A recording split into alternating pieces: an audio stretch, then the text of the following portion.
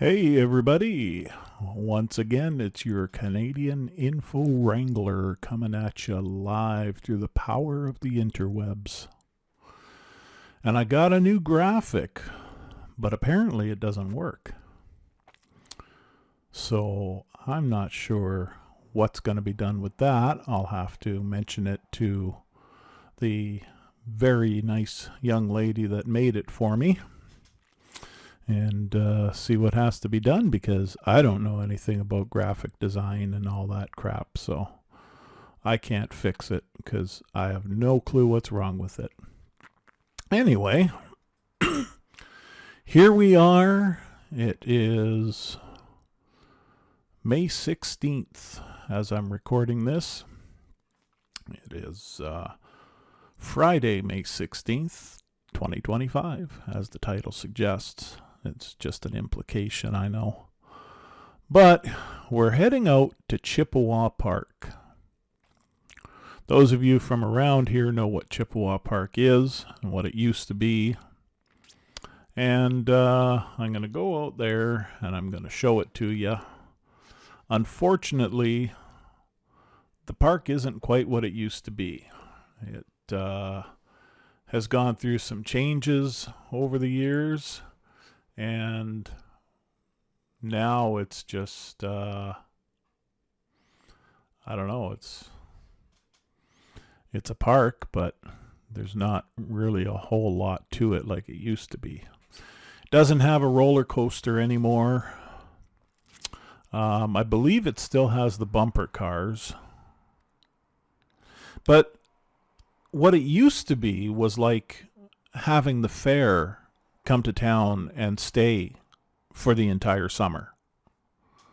There were rides, there was a zoo, and it was a big land. It's 270 acres. So, and there was a lot to do there. Concessions. I believe the concessions are still there in the main building because it says concession on the front of the big main building. So that might be a hint. But yeah, the rides have dwindled over the years. We've got a rather unique, I believe, carousel. I don't know exactly what's unique about it, but apparently it's a type of carousel that there's only like 2 or 3 left in the entire world. And ours is one of them. It was purchased in 1934, the merry-go-round as they called them. First one was purchased in 1926, it says here on the website, but then a replacement merry-go-round was purchased in 1934. And throughout this video, I'm going to be overlaying with some pictures of some historical pictures of the park, aerial photography, pictures of people back in the 60s and 70s camping out there, playing out there, going on the rides, all that stuff. There's going to be many pictures overlaid there. I think I've got about 20 pictures or so. So 18 actually, it looks like, is what my video editor shows me. So yeah, we're going to head out there and I'm going to tell you a little bit about the park. I've got the website open for thunderbay.ca, and the page is Chippewa Park History. If you just go into whatever search engine you prefer and type in Chippewa Park Thunder Bay, one of the top results will be this page from the thunderbay.ca website.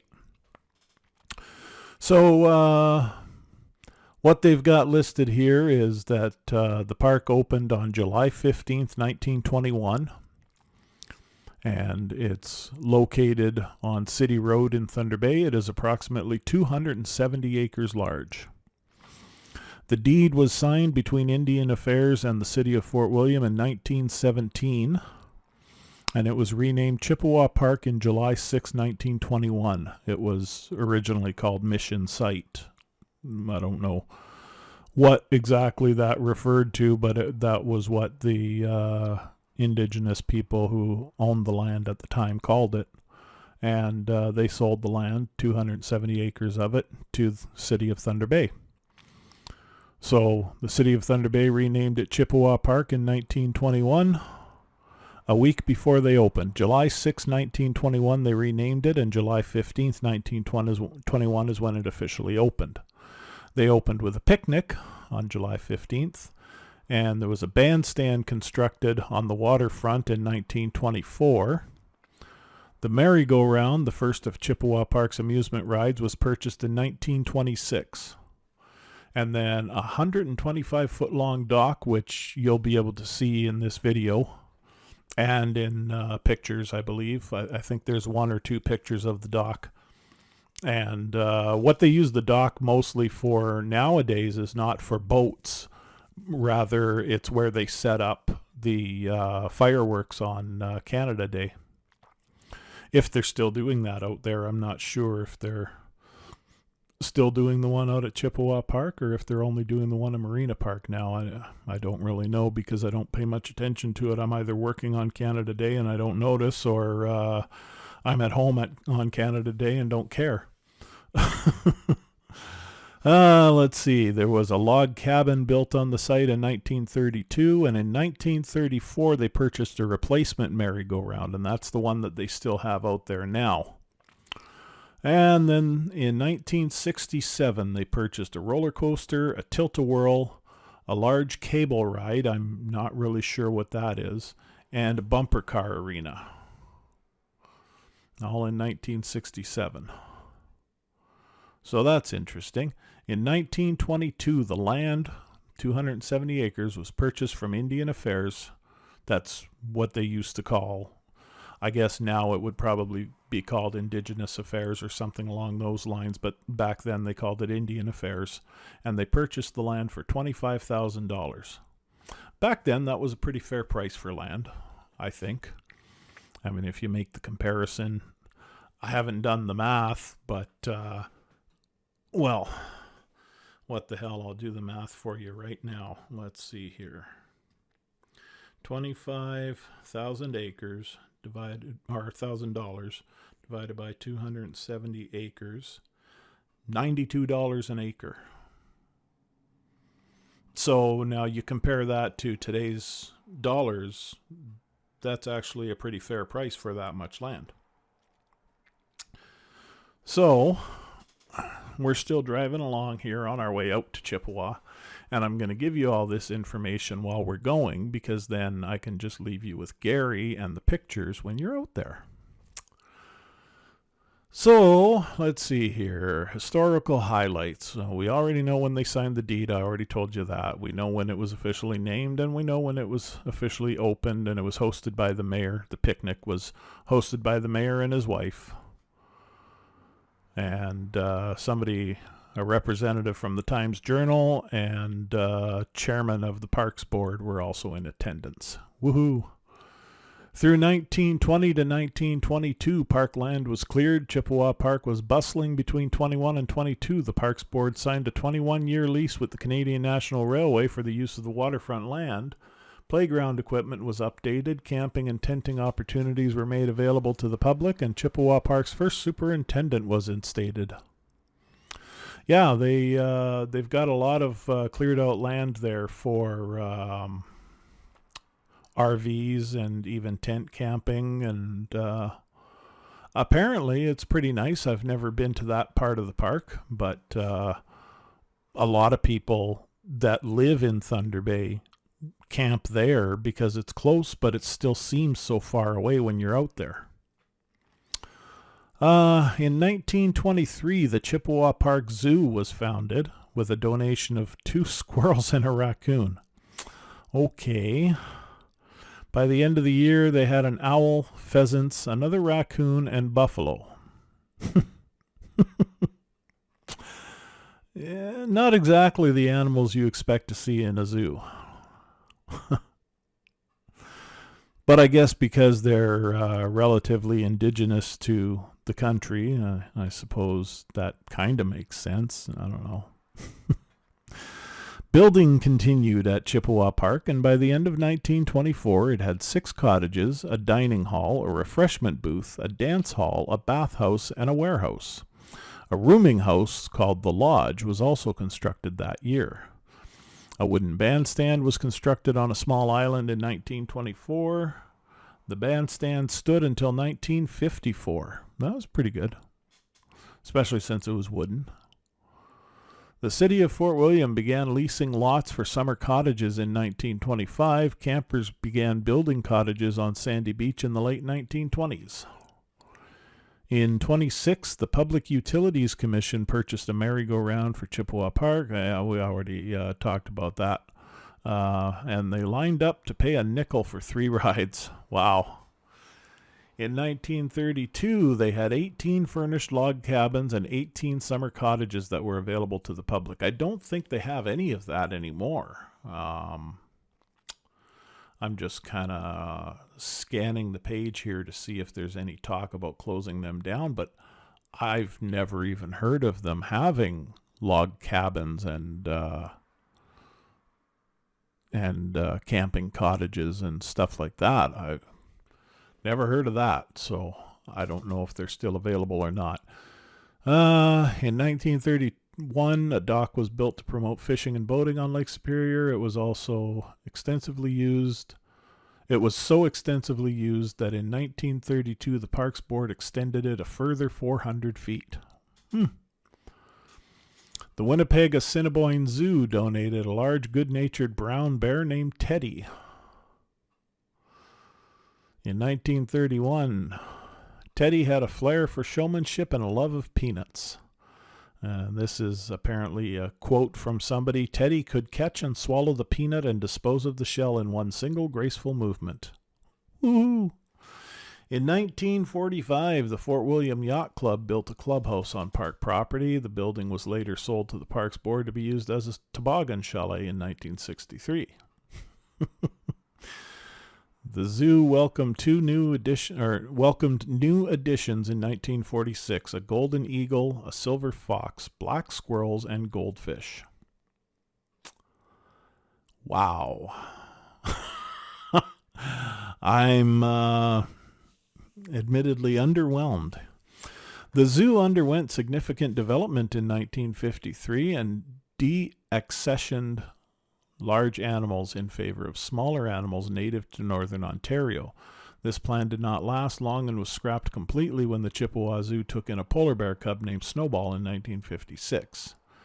In 1960, more rides were added to Chippewa Park. Fritz Altman operated the Lakehead Express, a miniature train which opened June 4th, 1960.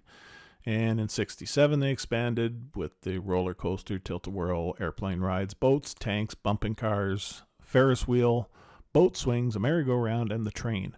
I think I remember the Ferris wheel being there. Yeah. The roller coaster, I think I remember that as well. I hope I'm not just creating a memory here, but I think I remember a roller coaster being there. The tilt-a-whirl is still there. The tanks are still there. The bumper cars, I think, are still there. The building for them is anyway, and it's just boarded up. I'm assuming it's only boarded up, because it was boarded up for winter. I'm assuming it'll be opened again for the summer. Yeah, I don't remember the train. I don't remember boats being there. So maybe that was before I was born. Maybe they stopped using them before I was born. 1961, they began a 5-year development program. Improvements included the addition of drinking water, 4 washrooms, new picnic areas, facilities for campers, benches, and paved lots. In 61, the Parks Board purchased 27 acres of waterfront land from the Canadian National Railway. Chippewa Park was busy on Canada's centennial, July 1st, 1967. The festivities included a fish derby, races, dancing, singing, an Aboriginal performance, and fireworks display. In 67, it was the location of Fort William's first day camp. I'm not sure what that means. In 74, the 10,000 square foot Chippewa Zoo was demolished while a 5-year plan to construct a 500,000 square foot animal sanctuary began. As of 82, Chippewa Park had 80 tent sites, 60 trailer sites, and 18 original log cabins available for rental. As you can see in the video now, we are now on City Road heading out towards Chippewa Park. The next turn we make will be Chippewa Park Road. And let's see, the Chippewa Zoo closed its doors as of May 2017, with all animals being relocated to other institutions across the country. I'm not sure if they've all been relocated yet or if there's still 1 or 2 animals there, but the zoo is still closed. As of 2017, a campaign has been launched to restore and protect the Chippewa Carousel. Because as I mentioned earlier, that carousel is one of only like 2 or 3 of its kind left in the world. So, yeah, so I think now I'm going to leave you with Gary, and very soon you'll start seeing the pictures that I have from the thunderbay.ca website.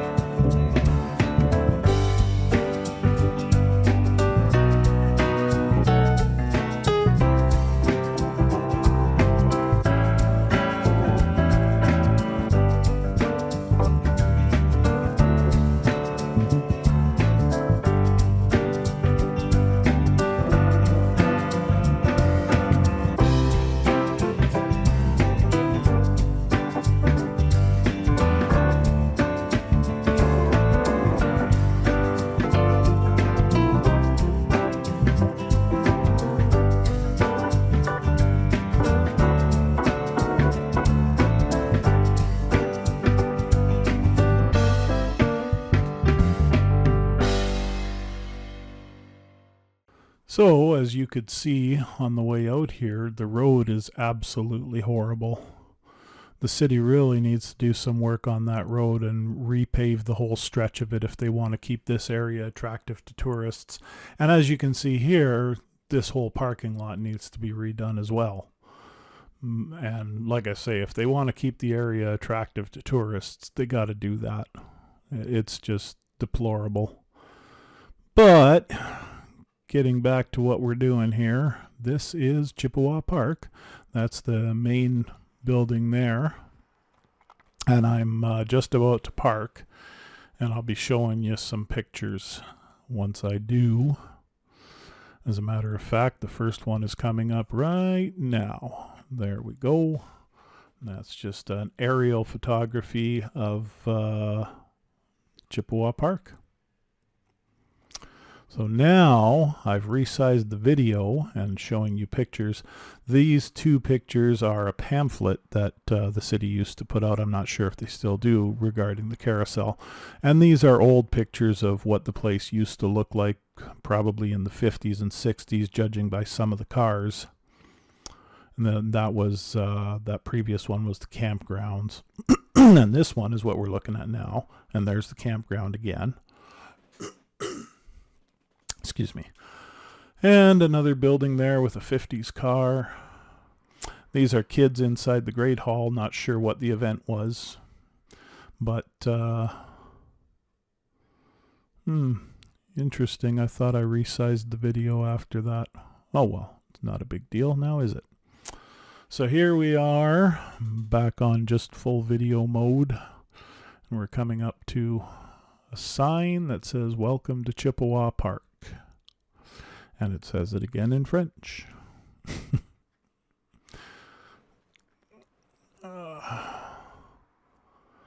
And then we're going to take a wander around here. Look, there's even a bus stop.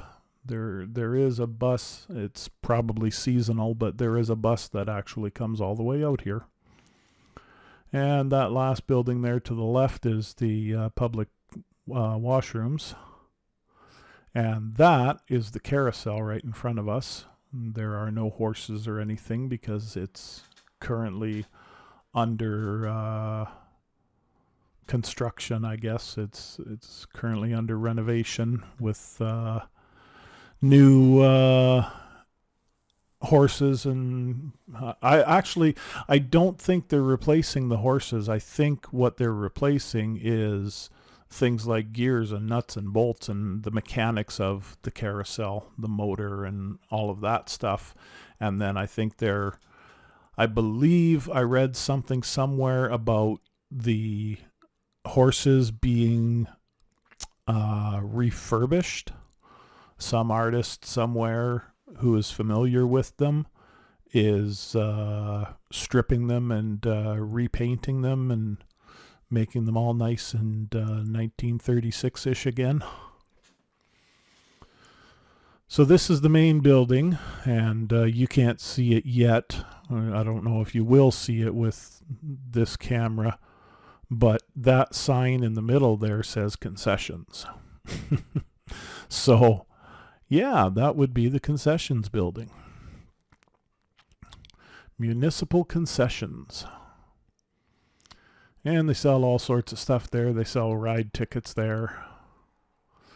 And then I'm not really sure what's in this building. I don't think I've ever been in it. And if I was like 5 years old. I don't remember it. But it's obviously a big building that, you know, when I spoke earlier about the Great Hall and the dining hall and the event hall, that's all probably right in here. And this building on the right that we're coming up to, it's vanishing from sight, but it's a boarded up building, as you can see. And that's, I believe, where the bumper cars are. I know that's where the bumper cars used to be. And I'm assuming that it's just boarded up for the season. And within the next couple of weeks, it'll be reopened and all spit-shined and polished and ready for rides. So we're going to come down here. This sign says no unauthorized vehicles beyond this point. That's why I'm walking, not driving. No, that's not true. I'm not that lazy. I am lazy, but not that lazy. I would still walk down here even if I could drive. I think in places like this, I don't think you should drive unless you're unable to walk it. I kind of feel the same way about cemeteries. I don't think you should drive into the cemetery. Whenever I go to a funeral, when we get to the cemetery, I always, well, usually park outside the cemetery and walk in. There's one cemetery where my grandmother on my dad's side is buried, and one of my mom's sisters is buried. And they've actually got a parking area, small parking area inside the cemetery down near where my grandmother is buried. So when I went there for her funeral and for my aunt's funeral, I parked in that area and then walked over to their grave sites.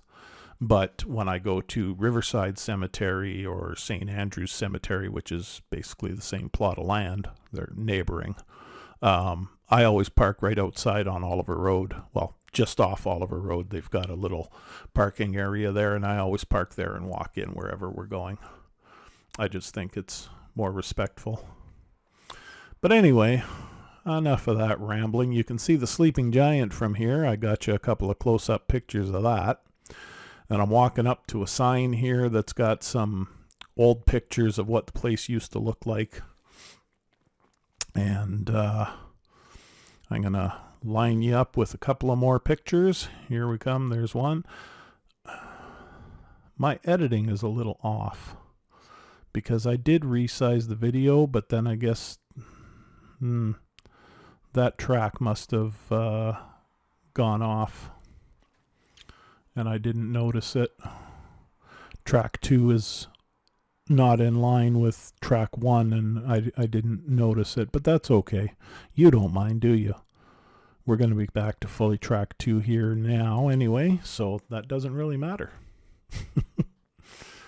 Okay, well, I'm going to give you back to Gary while I do some more walking around, and maybe I'll come talk to you when we get to the rides.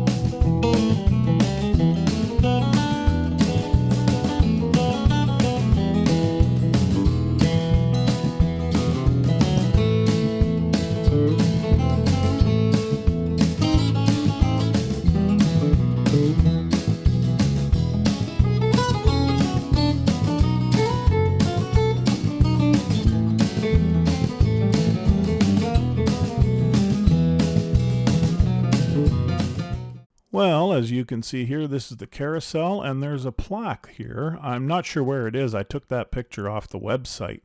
But the plaque has got to be somewhere around here. I just missed it when I was walking by. But that's the carousel, what's left of it right now, and there's a big sign there saying that it's under restoration. So now we have a few of the other rides. Obviously, these are meant to appeal to small children. We got the planes. I believe this is the kind that goes up and down as it's going round and round. And then over here we have the tilt-a-whirl. Might be a little appealing to the slightly adolescents in your family. It's a pretty old ride too. It's been there for quite a while. And it still looks to be in fairly good shape too.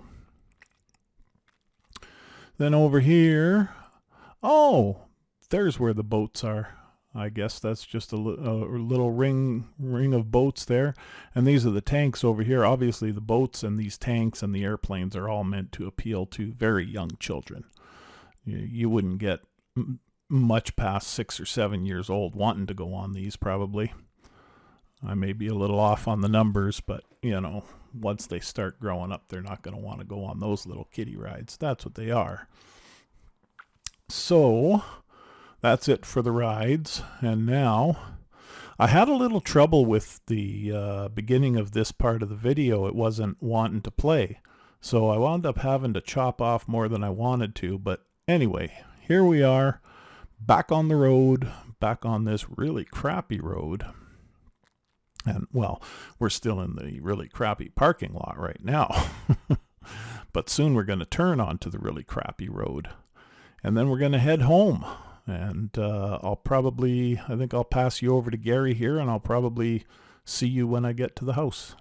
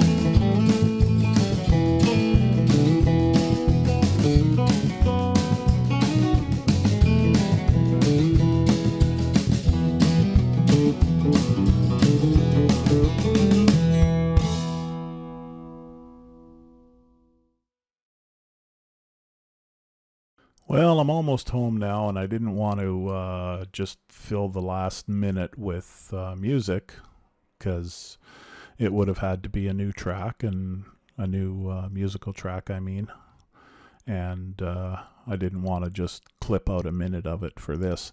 So I'm here talking to you now. I wanted to mention, though, that everything that I said about the tracks not being aligned earlier with the pictures, don't worry about that. I went back and I fixed it. So just pretend I didn't say any of that. Anyway, yeah. So I don't know what was going on, but every time I moved or deleted or trimmed a piece off of the audio track, one of the video tracks that wasn't locked would move at the same time.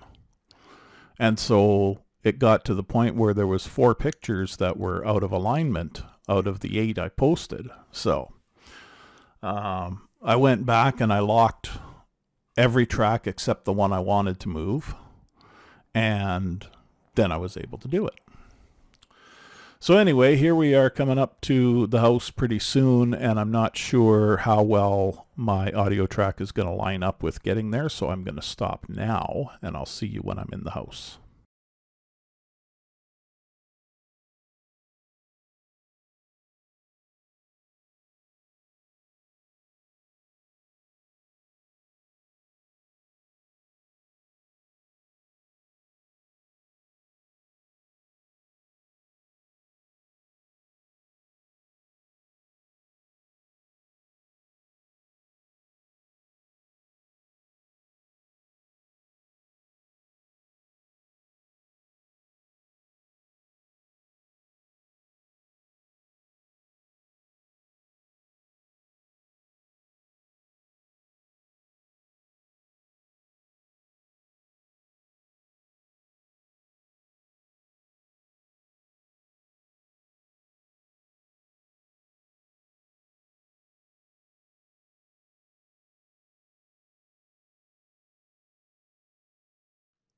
Hey everybody, it's your favorite Canadian Info Wrangler, and I'm back at the house. Woohoo! Through the magic of